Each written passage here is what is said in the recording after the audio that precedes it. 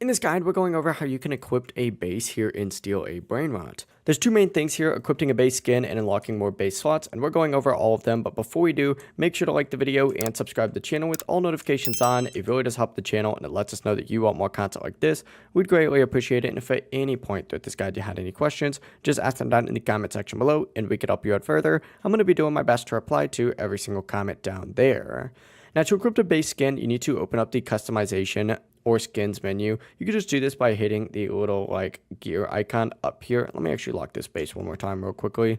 But hit the gear icon up in the top left, and then if you just scroll down, you're going to see a base skin option right here. Go ahead and select that, and these are going to be the skins that you can go ahead and unlock. And obviously, these are going to be unlocked by completing around 75% to 90% of mutation sets.